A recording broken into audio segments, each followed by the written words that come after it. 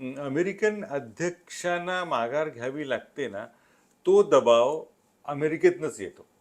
लोक स्वतःच्या देशाने लादलेल्या युद्धाविरोधात रस्त्यावरती येत आहेत. खामेनी यांची हत्या केल्यानंतर सरकार बदलेल, लोकात नाराजी होईल, असं काही होणार नाही. हा कल्पनाविलास आहे. आणि त्यांचं वाक्य खूप छान आहे, इस्रायल ऑलवेज ओव्हरसेल्स. मुसलमान म्हणजे सरसकट मागास, या पद्धतीनं ते इराणला गणायला गेले. ते अंगाशी आलं. हा मुद्दा सातत्याने मांडला होता, इराण शरण येणार नाही, इराण नाकी नऊ आणेल. आणि हे इराणमध्ये अमेरिकेचं म्हणजे विशेषतः ट्रम्प यांचं दुसरं व्हिएतनाम होईल. पण त्यामुळे शियापंथीय इराणचं काही प्रमाणात नाक ठेचलं जात असेल तर पाकिस्तानला आनंद झाला नसणार असं म्हणणं अवघड आहे. युरोप खंगलेला आहे, तो जर्जर झालेला आहे. अमेरिका बेभरोशाची म्हणून सिद्ध झालेली आहे. आणि या अशा अवस्थेमध्ये चीनचं महत्त्व वाढणार का, हा यातला महत्त्वाचा मुद्दा आहे. उद्या चीन पश्चिम आशियाचा भाग झाला तर काय होऊ शकतं, याचा विचार या निमित्ताने करायला हवा. नमस्कार, मी प्रशांत कदम. इस्रायलचं युद्ध अमेरिका का लढते आहे याच्याबद्दल एक 9 महिन्यांपूर्वी लोकसत्ताचे संपादक आणि ज्येष्ठ पत्रकार गिरीश कुबेर यांच्यासोबत आपण एक एपिसोड केलेला होता. आणि आता 9 महिन्यानंतर त्या इंटरव्ह्यूमधल्या बऱ्याचशा गोष्टींची प्रचिती आपल्या सगळ्यांना आलेली असेल. काय नेमकं त्याच्यामध्ये घडलेलं होतं याच्याबद्दलचं एक नेमकं विवेचन जे आहे ते सरांनी केलेलं होतं.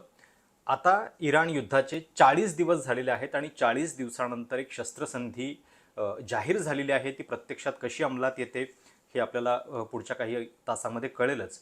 पण या 40 दिवसांचा एक नेमका आढावा, काही मूलभूत प्रश्न घेऊन आपण पुन्हा एकदा चर्चा करणार आहोत. सर, स्वागत आहे तुमचं. आणि मागच्या वेळी आपण चर्चा केली होती तेव्हा बरेचसे मूलभूत प्रश्न जे आहेत ते समोर आलेले होते आणि त्याच्यातल्या बऱ्याचशा संकल्पना देखील स्पष्ट झाले. 9 महिने 40 दिवसानंतर त्यातलं जे काय होतं ते दैत्य रूप त्यातलं बाहेर प्रसवलेलं आहे असं म्हणायला हरकत नाही.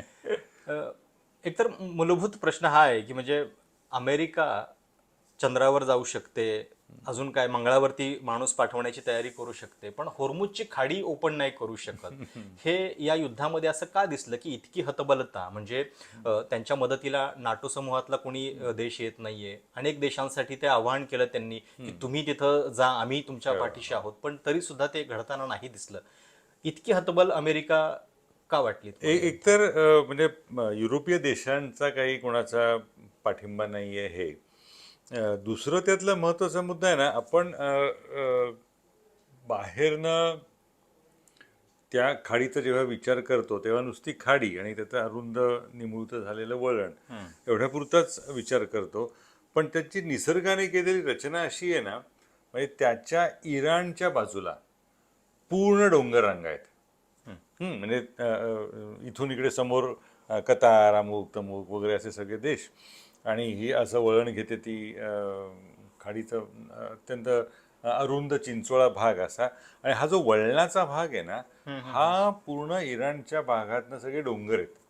म्हणजे आणि ते सुद्धा असे वेडेवाकडे अशी एक रचना त्याच्यामध्ये. त्याच्यामुळे इराणच्या लष्कराला म्हण किंवा नौदलाला म्हण किंवा कोणालाही स्वतः लपून राहून हल्ला करण्याची सोय आहे. बरोबर. हा मुद्दा क्रमांक 2. आणि मुद्दा क्रमांक 3, इराणनं काय केलेलं आहे, त्यांच्या भूमीतनं हुर्मुजच्या पाण्याच्या आतल्या भागापर्यंत बोगदे म्हण किंवा पाणसुरुंग टाकण्याची व्यवस्था अशी करून ठेवलेली आहे. त्यामुळे ते खूप नाजूक आहे. ते म्हणजे नुसतं ताकदीनंच करायचं झालं तर करता येईल, पण त्याची किंमत किती देणार हा अमेरिकेसाठी महत्त्वाचा मुद्दा. आणि त्याच्यात इराणचं नुकसान होत नाही काय त्याच्यात, कारण सगळ्या डोंगरानेच ते असं त्याला एक छान नैसर्गिक संरक्षण आहे. त्यामुळे ते हे घ्यायला कोणी तयार नाही. आणि यातला चौथा आणि महत्त्वाचा मुद्दा, तो जास्त त्याचा संदर्भ आहे, या होर्मुजमधनं अमेरिकेला एक थेंब जात नाही ना. मग करायचं कारण काय, हा यातला खरं महत्त्वाचा मुद्दा आहे. आणि अमेरिका इंधनाच्या बाबतीमध्ये पूर्णपणे स्वयंपूर्ण झालेली आहे. अमेरिकेला आखातातनं काहीच तेलाची गरज नाहीये. त्यामुळे हे काय म्हणतात त्याला, भांडणारं गाढव अमेरिकेने उरावर का घेतलं, बरोबर. हा यातला महत्वाचा प्रश्न आहे खरा म्हणजे. पण म्हणजे कधी काळी आपल्याला असं वाटलं होतं का की म्हणजे की तेलासाठी युद्ध पुन्हा एकदा 21व्या शतकामध्ये होईल आणि होर्मुझची स्ट्रेट म्हणजे एका नैसर्गिक रचनेचा अशा पद्धतीनं वापर इराणनं केलेला आहे की ज्याच्या पुढं अमेरिका आपल्याला इतकी हतबल दिसली. नाही, हा मुद्दा कायमच चर्चेत आलेला आहे. आता आता अनेक जण असं म्हणतात ना की हे काय, ते काय तेल आहे, तेलाचा प्रवाह अस्त्रासारखा कसं वापर करतात, वेपनायझिंग द ऑइल किंवा वेपनायझिंग द एनर्जी. पण हा इतिहास आहे जगाचा. ज्याच्याकडे देशअस्त्र असतं, ज्याच्यामुळे व्यवस्थेचं नाक दाबलं जाऊ शकतो, ते प्रत्येक जण वापरतो. हे कसं होतं माहिती आहे का, की शिक्षकांनी संप केला तर शाळेत तुम्ही जायचं नाही असं करू नका, विद्यार्थ्यांना वेठीस धरू नका. मग शिक्षक कोणाला वेठीस धरणार? बरोबर. तर त्याच्याकडे ते म्हणजे अस्त्र आहे तेच तो वापरणार ना. आणि 73 साली हेच तर झालं होतं. 73 सालचा तर प्रसंग इतका गंभीर आहे की अरबांनी म्हणजे इजिप्तमध्ये नासर होते आणि नंतरचा तो सगळा कालखंड, युद्ध सुरू झालेलं आहे. इस्रायल त्या युद्धाला प्रत्युत्तर देतोय. इस्रायलकडे तेल नाहीये, ते तेल इस्रायलला अमेरिका पुरवतीये. अमेरिका तेल कुठनं घेतीये, तर पश्चिम आशियातल्या देशातनं घेतीये. पश्चिम आशियातल्या देशातनं तेल घेऊन अमेरिका इस्रायलला पुरवते आणि ते इस्रायल त्या अरबांच्याच विरोधात वापरत आहे. त्यामुळे एक मोठा असा प्रसंग असा घडला की सौदी अरेबियाचे जे तेल मंत्री होते शेख झाकी यामानी, त्यांनी हाक दिली. हे म्हणाले, आमचंच तुम्ही ऊर्जा आणि इंधन वापरता आणि आमच्यावरतीच हल्ले करते, ते सुद्धा आमच्या शत्रूच्या हातात. आणि मग त्यांनी अमेरिकेवर तेलाचा बहिष्कार घातला आणि मग पुढचं ते एक वर्षभर ते गंभीर संकटाचं झालं. त्याचं मूळ हे याच्यामध्ये आहे आणि त्यांच्या हातात तेल आहे तर तेच नळबंद करणारच ना, साहजिकच आहे. त्याच्यामुळे त्याच्याविषयी फार तात्विक जो आता आवाज केला जातो ना, तो मला चुकीचा वाटतो. पण ज्यावेळी ही शस्त्रसंधी जाहीर झाली त्याच्या 2 तास आधीपर्यंत अमेरिकेसारख्या महासत्तेचे राष्ट्राध्यक्ष इराणची संस्कृती आम्ही नष्ट करून टाकू अशा पद्धतीची धमकी देत होते आणि त्यांची जी भाषा या सगळ्या 40 दिवसामध्ये आपण बघितली, काय त्याच्याबद्दल तर त्यांची भाषा हा जर विचार करायचा झाला ना, तर निवडणुकीच्या आधी म्हणजे पहिल्या निवडणुकीच्या आधी ज्याच्या वार्तांकनाला मी गेलो होतो, तिथे त्यांचे जे काही शब्दप्रयोग आहेत ना, ते इतके गलिच्छ आणि गचाळ असा माणूस आहे ना, म्हणजे ते त्याला त्यावेळेला त्याचं वर्णन लॉकर रूम बँटर अशा स्वरूपाचं केलं गेलं होतं. म्हणजे पुरुषांच्या लॉकर रूम मध्ये, म्हणजे जिम मधले जी लॉकर रूम असते तिथे पुरुष जेवढे वाह्यात बोलू शकतात तशा ह्या तशी यांची भाषा आहे. त्यामुळे तो त्यांचा आणि सुसंस्कृततेचा काही संबंधच नाही आलेला. म्हणजे अत्यंत म्हणजे काही महिलांविषयी ते त्यांचे उद्गार, विशेषतः जी एक अत्यंत गाजलेली लोकप्रिय मॉडेल होती, तिच्या कुठल्या अवयवांना मी कसं धरलं, अशा स्वरूपाची भाषा यांनी केलेली आहे. तर याच्याकडनं काय अपेक्षा करणार? फक्त यातला म्हणजे चिंतेचा किंवा अस्वस्थतेचा मुद्दा कुठला असू शकतो, तर अशी व्यक्ती अध्यक्षपदी निवडली जाऊ शकते, हा यातला मुद्दा आहे. आणि ट्रम्प यांची भाषा अशी शिवराळच राहिलेली आहे ती. त्यामुळे इथे त्यांनी काही वेगळं केलं असं वाटत नाही. आणि यातला एक वेगळा भाग असा ना की अमेरिकन अध्यक्षांना माघार घ्यावी लागते ना, तो दबाव अमेरिकेतनंच येतो. हा यातला खूप मोठा धडा आहे. तो धडा ट्रम्प यांनी घेतला नाही, स्वतःच्याच इतिहासातनं शिकलेला नाहीत. म्हणजे 18-15 वर्ष व्हिएतनाम लढत बसली अमेरिका, पण त्या लढण्याला साम्यवादी देश किंवा अन्य कोणी त्यांनी थांबवलं नाही ना. बरोबर. तर अमेरिकेतच चळवळ उभी राहिली, अमेरिकेतच हिप्पी आले, अमेरिकेतच तो ब्लू रॉक बँड वगैरे ते सगळे आले. त्याच्यातनं एक सांस्कृतिक चळवळ करत करत ही आपलीच पिढी आपण मारतोय असा विरोध झाला. त्यामुळे तसा विरोध होताना दिसतोय ना त्यांना अमेरिकेमध्ये, आणि स्वतःचा उपाध्यक्ष त्या विरोधात जातोय. त्यामुळे ऐन वेळेला माघार घ्यावी लागणं हे मला आश्चर्य वाटत नाही. म्हणजे त्या दिवशी म्हणजे जेव्हा हे चाललं होतं तेव्हा कार्यालयातनं निघताना एक दोन सहकारी म्हणाले की सर आपण आता रात्रभर जागावं लागणार आहे आपल्याला, ट्रम्प आता ते संस्कृतीच नष्ट करणार. तेव्हा तेव्हा त्या सहकार्याला मिळालं अजिबात तू विचार करू नको, शांत झोप, हे ऐन वेळेला माघार घेणार. कारण हे असं होतं. आणि हा एक शस्त्रसंधीच्या आधी मी काय दाखवते तुला, मी सरळ करतो वगैरे अशी भाषा करायची असते. आणि मागच्या बाजूने ही चर्चा सुरू असते, तसंच झालं. त्यामुळे त्याचं आश्चर्य नाही, फक्त त्यांच्या भाषेचं तू म्हणलं असतं तर माणूसच तसा आहे. म्हणजे या 40 दिवसाच्या युद्धातून अमेरिकेला नेमकं काय मिळालं आणि युद्ध सुरू करताना जी उद्दिष्ट होती त्यातलं एकही आत्ता सफल होताना दिसत नाहीये. म्हणजे केवळ होर्मुजची सामुद्रधुनी ओपन करणं इथपर्यंतच आता हा सगळा प्रश्न येऊन ठेपलेला आहे, की जी युद्धाच्या आधी ओपनच होती. त्याच्याबद्दल पण मला तुमच्याकडनं जाणून घ्यायचं. पण आता तुम्ही बोलता बोलता जो मुद्दा सांगितला, की अमेरिकन जनतेच्या दबावानंच शेवटी तिथं सरकारला बदलावं लागतं. आता सुद्धा ऐन युद्धाच्या दरम्यान 3ऱ्या प्रदर्शनांची लाट तिथं अमेरिकेमध्ये झाली आणि मोठ्या प्रमाणामध्ये तिथं माध्यमं पण युद्धाचं वार्तांकन करताना खरी सरकारला लोकशाही आहे. म्हणजे अमेरिकेतल्या 200 वेगवेगळ्या ठिकाणी, शहरांमध्ये, सगळ्या ठिकाणी म्हणून लोक स्वतःच्या देशाने लादलेल्या युद्धाविरोधात रस्त्यावरती येत आहेत. 3000 पेक्षा जास्त त्यातल्या ठिकाणी. एकालाही तुम्ही राष्ट्रविरोधी आहात असं तुम्ही म्हणत नाहीये. म्हणजे ट्रम्प प्रशासन म्हणत नाही. हा ट्रम्प प्रशासनाचाही मोठेपणा आहे की त्यांनी कोणालाही तुरुंगात टाकले नाही युद्धविरोधी निदर्शनं केली म्हणून. म्हणजे आपला देश करतो ते सगळं बरोबर आहे असं म्हणायचं नसतं. देश आणि सरकार याच्यामध्ये फरक फरक असायला हवा, हा मुद्दा आहे. म्हणजे आजच्या संपादकीनंतर मला काही वाचकांचे असेच हे आले की तुम्ही देशाच्या भूमिकेला विरोध का करता. देशाच्या भूमिकेला विरोध नाही करत नाही, सरकारच्या भूमिकेला विरोध आहे. देश म्हणजे सरकार नव्हे. हे कधीतरी कळण्याची प्रगल्भता येईल का, हा यातला आपल्यासाठी चिंतेचा बाब आहे. पण त्यावेळेला व्हिएतनाम युद्धाच्या वेळेला ज्या त्याचा इतका सुंदर इतिहास आहे. म्हणजे युद्ध वाईट आहे, भयानक वाईट आहे, सगळंच मान्य आहे आपल्याला.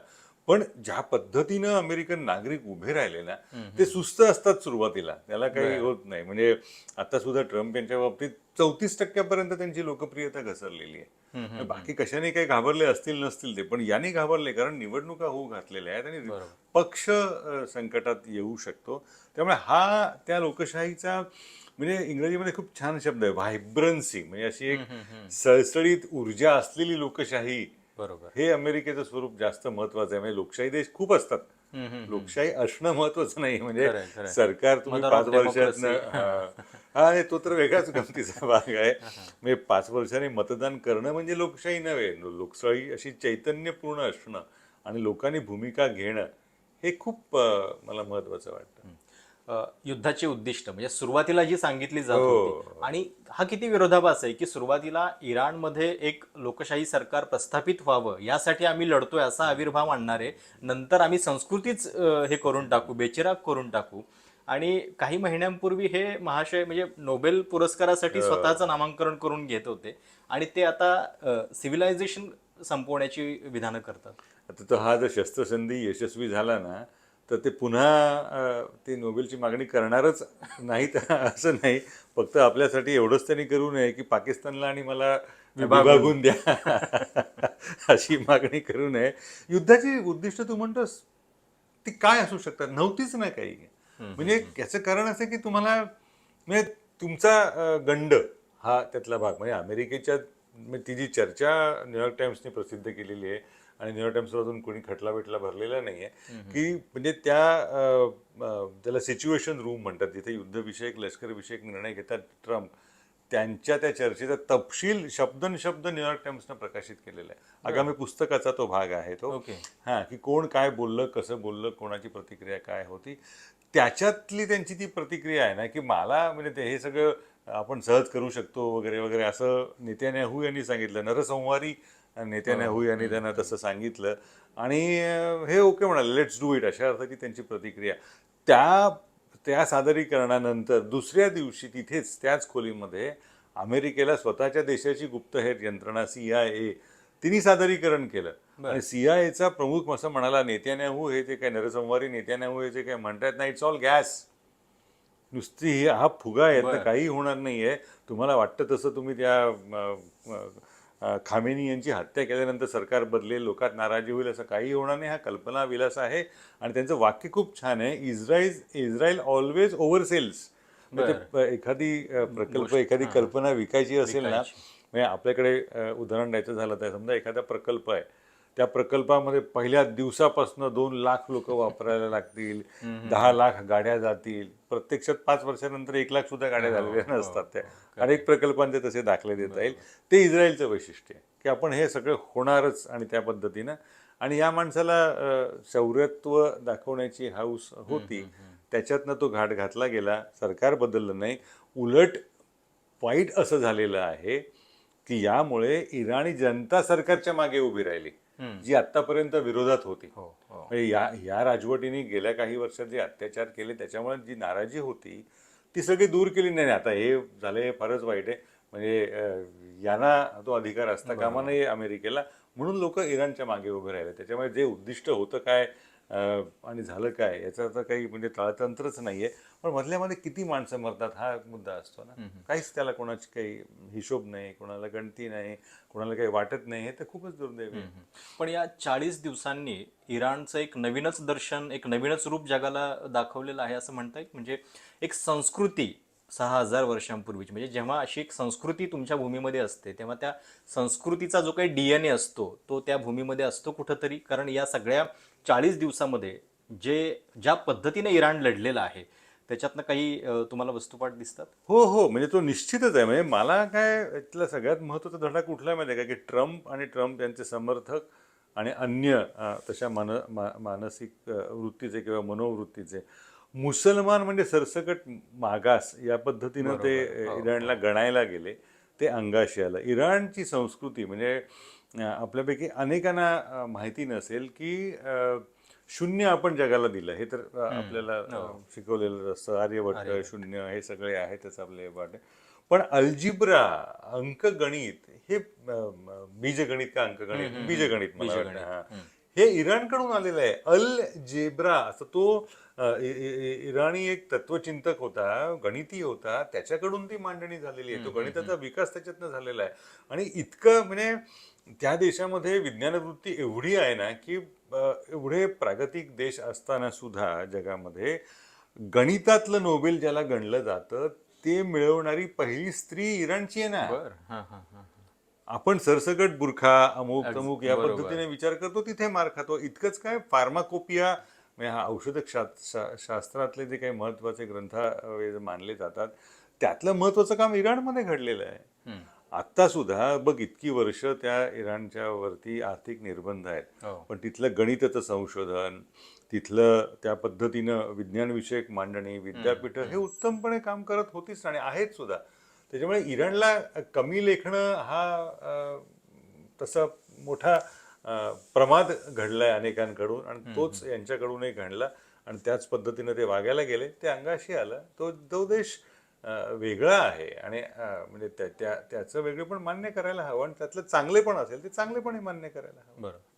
28 फेब्रुवारीला जेव्हा युद्धाची सुरुवात झाली त्याच्या 48 तास आधी भारताचे पंतप्रधान इस्रायलच्या दौऱ्यावरती होते आणि ऑपरेशनचं नाव ऑपरेशन एपिक फ्युरी असं होतं. पहिल्या 48 तासामध्ये खामेनींचा खात्मा पण झाला. असं वाटत होतं की बहुधा हे काय युद्ध पटकन संपेल. पण आता जेव्हा युद्ध शस्त्रसंधीच्या टप्प्यावरती आलेलं आहे तेव्हा पाकिस्तान याच्यामध्ये एक रोल बजावताना दिसतो आहे. म्हणजे जो पाकिस्तान एरवी दहशतवादी कृत्यामुळे चर्चेत असतो, कोसळत्या अर्थव्यवस्थेमुळं काही हेडलाईन्स होत असतात, तिथं आता शांतीवार्ता होणार आहे. म्हणजे काय नेमकं या सगळ्यामध्ये पाकिस्तानच्या या भूमिकेबद्दल आपण म्हणायचं? पहिला भाग त्यातला ते आपण म्हणत होतो ना की इस्रायलने हल्ला केला. मला असं वाटतं मी 4, 5, 6 मार्चला 3 दिवस सलग एकाच विषयावर अग्रलेख लिहिले. त्या सगळ्यामध्ये हा मुद्दा सातत्याने मांडला होता. इराण शरण येणार नाही, इराण नाकी नऊ आणेल आणि हे इराणमध्ये अमेरिकेचं म्हणजे विशेषतः ट्रम्प यांचं दुसरं व्हिएतनाम होईल. ओके. अशी स्वच्छ मांडणी आत्ता अगदी मी संपादकीयात केलेली होती. त्याच्यामुळे तो एक भाग. आणि दुसरं असं की कितीही तू शौर्याचा ताकदीचा आण, पण जेव्हा रक्तसंहार, नरसंहार आणि हे युद्ध हे एवढं वाढू लागतं ना, त्यावेळेला ते थांबवण्यासाठी कुणीतरी प्रयत्न करावेत असं वाटत असतंच ना. दोन्ही बाजूना म्हणजे इराणला तर वाटत असणारच, कारण तो तर यातला बळी आहे, आणि अमेरिकेलाही वाटत असणार. कारण कसं आहे माहिती आहे का की जो मरायला तयार असतो ना त्याला तुम्ही थांबवू शकत नाही. म्हणजे ते एवढे मारले, आणखी पुढे काय वगैरे वगैरे, आणि फरक काहीच पडणार नाही. पूल उद्ध्वस्त केले, वीज कारखाने हे केले, ते केले वगैरे वगैरे वगैरे. त्यामुळे त्यांना एक मध्यस्थाची भूमिका घेणारा हवा होता आणि याच्यात ती संधी पाकिस्तानने साधली. पाकिस्तानचं चातुर्य जे काही थोडंफार शिल्लक असेल ते, हा एक भाग. आणि भारतीय राजनैतिक अधिकाऱ्यांमध्ये जर काही संपर्क असेल ना, म्हणजे ते सगळेजण सांगतात पाकिस्तान डिप्लोमसीमध्ये चांगलाच होता. म्हणजे पाकिस्तानचा दरिद्री भाग वगैरे हे सगळे आहेच, त्यांचं राजकारण, दहशतवादाला पाठिंबा, पण पाकिस्तानचा एक वर्ग जो आंग्लविद्या विभूषित असा जो वर्ग आहे ना, तो खूप सॉफिस्टिकेटेड जगणारा आणि त्या पद्धतीनं वागणारा आहे. म्हणजे अगदी बेनझीर किंवा सगळेच राज्यकर्ते पाकिस्तानमधले. तर पाकिस्तानची जनता आणि शासक हा एक वेगळा भाग, आणि ती संधी पाकिस्तानने साधली. म्हणजे अमेरिकेला गरज होती आणि इराणला तर होतीच होती. ती गरज त्यांनी स्वतःच्या फायद्यासाठी वापरली, एवढाच त्याचा अर्थ आहे. आणि मला तर असं वाटतं की ते ट्रम्प यांना वाटत आहे चला पाकिस्तान तर पाकिस्तान मध्यस्थी करतोय ना, कोणीतरी करतोय ना, आपण सांगितल्याप्रमाणे करतो, आपण सांगितल्याप्रमाणे करतोय ना, हरकत नाही त्याला. पण म्हणजे शेवटी काहीतरी, कारण मार्ग हे कसं होतं बघ ना, रस्त्यावरती जेव्हा मारामारी होत असते, त्यातला एक कोणीतरी दांडगट असतो, तो सोड रे मला, सोड रे, मी दाखवतोच त्याला वगैरे वगैरे अशी आविर्भाव करत असतो. जेव्हा प्रत्यक्ष मारामारी सुरू होते तेव्हा त्याला सुद्धा कोणीतरी थांबवायला यावं असं वाटत असतंच ना. तसंच ते झालेलं आहे, त्याच पातळीवरच झालंय. पण म्हणजे पाकिस्तान हा इराणचा पण एक शेजारी राष्ट्र आहे, जवळपास 900 किलोमीटरची सीमा शेअर करतात. आणि या सगळ्यामध्ये म्हणजे जेव्हा अमेरिकेच्या पण जवळ आहे पाकिस्तान, आणि या युद्धामध्ये होर्मुझमधून जी काही जहाजं ज्या देशांना अलाउड केली त्याच्यामध्ये पाकिस्तान पण होता. म्हणजे आणि पाकिस्ताननं खामेनींचा मृत्यू झाल्यानंतर त्याच्याबद्दल संवेदना व्यक्त करणारा लगेचच शोकसंदेश पण पाठवलेला होता. तर ही जी पाकिस्तानची पहिल्यापासूनची भूमिका होती की ते दोघांनाही सांभाळून राहिले, त्यांनी या युद्धामध्ये म्हणजे अशा पद्धतीने कुठली एक बाजू घेतली नाही, त्याचा कुठेतरी फायदा झाला. मला तसं वाटत नाही.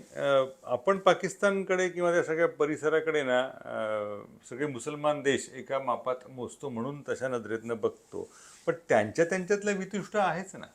इराण आणि पाकिस्तान संबंध सौहार्दाचे नव्हतेच, इतिहासात कधीच नव्हते. उलट आपले आणि इराणचे चांगले संबंध होते.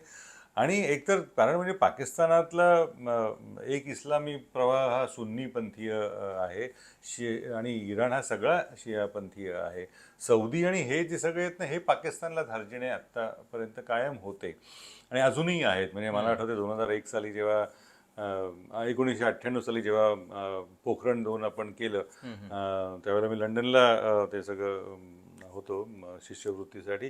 तेव्हा जेव्हा आपल्यावरती पाठोपाठ पाकिस्तानवरती निर्बंध लादले गेले, तेव्हा सौदी राजपुत्र लंडनमध्ये त्या G7ला होता, लिव्हरपूलमध्ये झालेल्या, त्याने पाकिस्तानला दररोज 50,000 तेल आम्ही देऊ असं सांगितलेलं होतं. पण त्यामुळे शियापंथीय इराणचं काही प्रमाणात नाक ठेचलं जात असेल तर पाकिस्तानला आनंद झाला नसणार असं म्हणणं अवघड आहे. पण पाकिस्तानने अमेरिकेची जी गरज होती आणि त्याच्यातला जो एक ज्याला ग्रे एरिया म्हणतात त्याच्यामध्ये स्वतःला स्थान मिळवलं, आणि त्यांना सिंदूर नंतर इतका फटका बसलेला आहे आंतरराष्ट्रीय स्तरावरती, त्यामुळे त्याचा वापर त्यांनी निश्चितपणे केला असं आपल्याला अगदी निष्कर्षाप्रती म्हणता येऊ शकेल. त्यामुळे बाकीच्या मुसलमान देशांमध्ये ती आता ताकद नाहीये, प्रज्ञा नाही आणि गरज नाहीये. सौदीला तर इराणचं आणखी मातेरं झालेलं हवं होतं. जॉर्डनचे राजे, त्यांना एकेकाळी जॉर्डनचे राजे खूप मोठे प्रभावशाली व्यक्तिमत्व होतं. सौदीत तसं कोणी राहिलेलं नाही. इराकची वाताहत झालेली आहे. कुवेत खूपच जीव लहान आहे, सिटी स्टेट आहे ते. त्यामुळे इस्लामी जगतामध्ये त्यातल्या त्यात आकाराने मोठं लष्कर असलेलं फक्त पाकिस्तानच आहे, आणि ती त्यांनी संधी साधली, हा त्याचा अर्थ. पुन्हा एकदा एक या युद्धाच्या केंद्रस्थानी तेल होतं, म्हणजे तेलाचा भडका झाला आणि मग सगळ्या जगामध्ये सगळ्या या युद्धाच्या झळा सुद्धा पोहोचू लागलेल्या होत्या. का वारंवार तेल हेच या सगळ्या युद्धाच्या केंद्रस्थानी असतं? ती इकॉनॉमी काय सांगते? मला का नसेल असा प्रश्न पडतो ना, त्यांना म्हणजे त्या प्रश्न पडणाऱ्यांची की म्हणजे, कारण अजूनही कितीही काही झालं ना तरी तेला इतकं सोयीचं इंधन नाहीये ना. तुम्ही 5 लिटर युरेनियम आम्ही गाडीत टाकतो असं तर म्हणू शकत नाही. सौर ऊर्जेवरती त्याच्या मर्यादा आहेत, पवन ऊर्जेच्या मर्यादा आहेत. त्यामुळे इंधनासाठी तेला इतका, आणि हे आपण म्हणतोय ना, हे आपलं म्हणणं सोडून दे, आणि तेला माझा आवडीचा प्रेमाचा अभ्यासाचा विषय असल्यामुळे तेही सोडून दे. पण आपलं नीती आयोग काय म्हणतंय? नीती आयोगाचा अर्थसंकल्पाच्या आधीचा जो काही निबंध पेपर प्रसिद्ध झालेला आहे. त्याच्यात नीती आयोग म्हणतोय पुढची 10 वर्ष तरी भारताचं तेल गरजा वाढतच जाणार आहे आणि तेलाची गरज लागणार आहे. त्यामुळे तेल हे असणारच असणार आणि त्याच्यातला दुर्दैवाचा भाग आहे की तेलाचे साठे एकाच काही विशिष्ट भागात निघत असल्यामुळे आणि ते विशिष्ट धर्मीय असल्यामुळे त्याला धार्मिक अंग चढतो. पण या क्षणाला सुद्धा हायड्रोकार्बन्स इतका तेला इतका स्वस्त आणि ज्याला इंग्रजीमध्ये पोर्टेबल म्हणतात, तुम्हाला पटकन कुठेही घेऊन जाता येतो, वाहतुकीसाठी सोयीचा असा इंधन पर्याय नाही आहे ना. त्यामुळे तेल हे असणारच असणार आणि ज्याला वाढायचं आहे ना, म्हणजे जसं झाडं म्हणजे यांचा बहिणाबाईंचा खूप छान ओळी आहेत मला वाटतं. हाती नाही बळ दारी नाही आड त्याने फुलं झाडं लावू नये अशा अर्थाचं. तसं हाती बळ नाहीये आणि दारी तेल नाहीये ना, त्याने विकासाची आस धरू नये असं म्हणायला हवं. बहिणाबाईंच्या अभंगाला आपण ती बदल करायला हवा.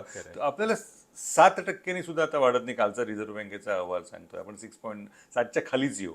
जर 8 आणि 10 वाढायचं असेल 140 कोटींच्या देशाला, तर तेलाशिवाय तुम्ही गत्यंतरच नाही आहे.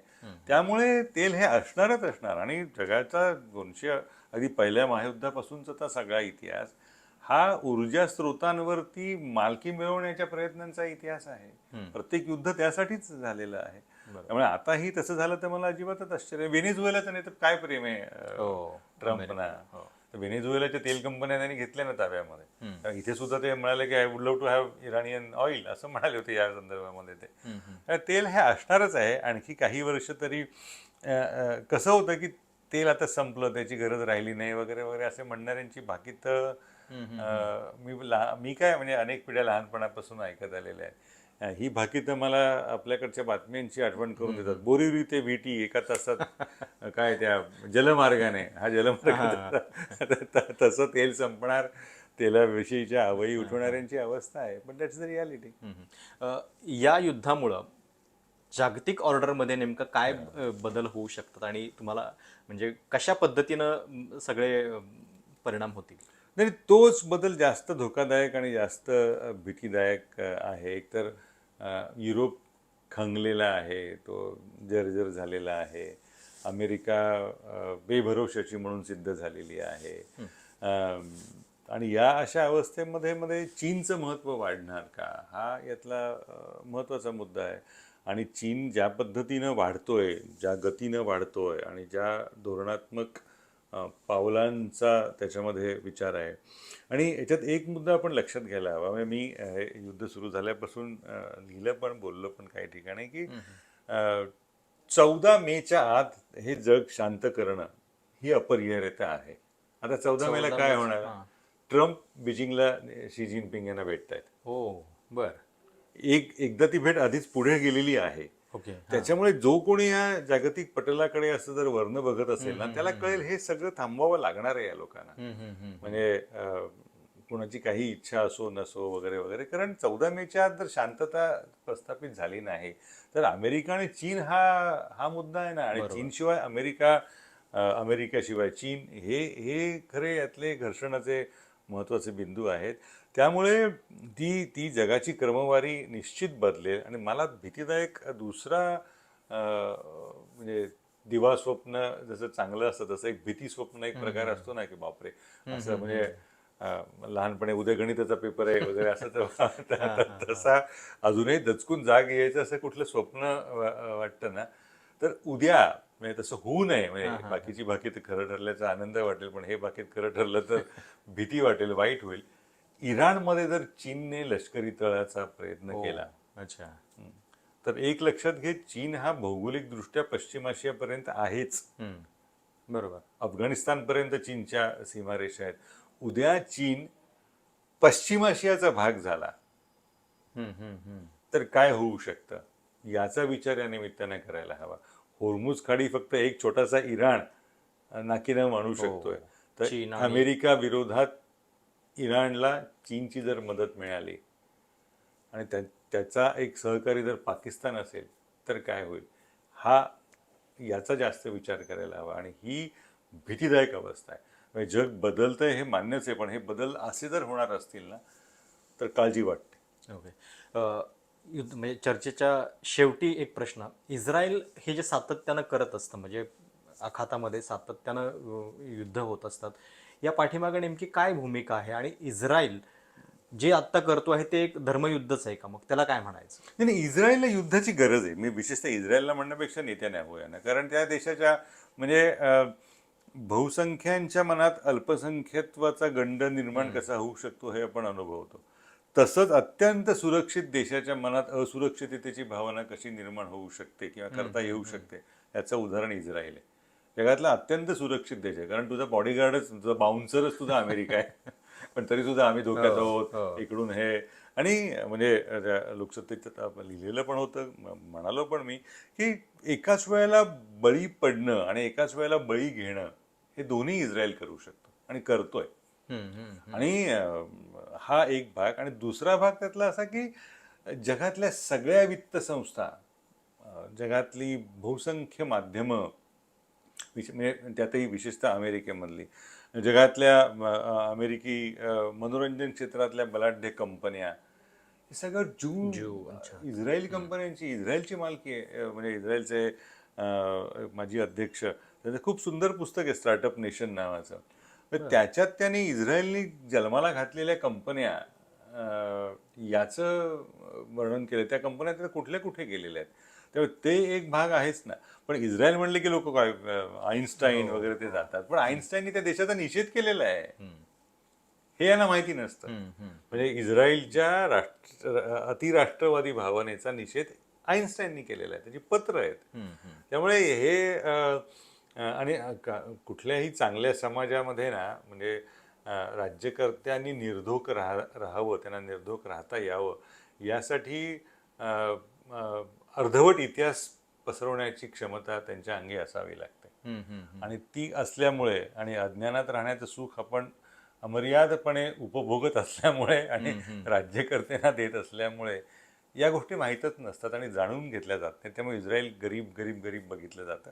पण 21व्या शतकामध्ये आजच्या घडीला चंद्रावर पाठवतोय माणसं आपण, विज्ञान संशोधन चालू आहे, 70-72 हजार माणसं एखादा राष्ट्रप्रमुख मारू शकतो, सहज किरकोळीत मारू शकतो. आणि त्याचं कुणालाच काही वाटत नसेल ना, तर जर त्यांना असं वाटत नाही ना, त्यांच्या मानसिकतेचा काहीतरी गंभीर प्रश्न आहे हा. त्या 70 हजारांमधली 60 हजार महिला आणि बालकं आहेत, त्यांचा दहशतवादाशी काय संबंध? बरोबर. किरकोळीत मारतायत माणसं आहे. आणि हे कसंच कुणाला काही वाटत नाही ना. इथेच असं नाही आहे, सुदानमध्ये तसंच सुरू आहे, आफ्रिकेच्या अन्य देशांमध्येही. त्यामुळे हा खरा यातला महत्त्वाचा मुद्दा. म्हणजे जितके प्रगत होतो तितकेच आपण किती अप्रगत आहोत हे सिद्ध करत राहतो. त्यामुळे इस्रायलचं हे असणं. आणि दुसरा त्यातला भाग असा ना की अनेक प्रचंड युद्ध साहित्य निर्माण करणाऱ्या कंपन्यांमध्ये इस्रायली गुंतवणूक मोठ्या प्रमाणावरती आहे. जोपर्यंत युद्ध होत आहेत, युद्धाची खुमखुमी आहे, कोणी कोणाला तरी माणसं मारताय, याच्यात इस्रायली हितसंबंध आहेत. आणि एक एक नेहमी म्हणजे या नजरेनं आपण थोडंसं बघायला शिकायला हवं की काल्पनिक धोके तयार करायचे आणि काल्पनिक धोक्यांवर मात करणारी खरी यंत्रणा विकसित करून विकायची, हा गेल्या कित्येक वर्षांचा अनेक देशांचा, विशेषतः इस्रायली कंपन्यांचा उपक्रम राहिलेला आहे. मग ते सिक्युरिटी असेल, मग ते कॅमेराज असतील, मग ते उझी सारख्या छोट्याशा गन्स असतील, हे सगळं निर्माण करायचं. आणि त्याचा वापरच होणार नसेल तर शस्त्रांचा, त्यांच्या आर्थिक हितसंबंधांचा विचार हा आपण करत नाही, पण हे यातनं होत असतो आणि तसं झालेलं आहे. हे दुर्दैव आहे, पण ते वास्तव आहे. सर, खूप खूप धन्यवाद या सगळ्या सविस्तर चर्चेबद्दल. ज्या क्षणी आपण ही मुलाखत करतोय त्या क्षणी आता शांतता वार्तेकडं सुद्धा सगळ्या जगाचं लक्ष लागलेलं आहे. पाकिस्तानच्या भूमीवरनं खरोखर जगाला हवी असलेली बातमी ती येते का आणि त्याचे काय परिणाम पुढे होत आहेत हे तर आपल्याला कळेलच. पण या युद्धाच्या निमित्तानं जे काही बेसिक प्रश्न तुम्हाला पडलेले आहेत त्या सगळ्याची उत्तरं जाणून घेण्याचा हा प्रयत्न होता. तुम्हाला ही मुलाखत कशी वाटली, तुमच्या काही सूचना प्रतिक्रिया असतील आवर्जून कळवा. चॅनल सबस्क्राईब करायला विसरू नका. धन्यवाद.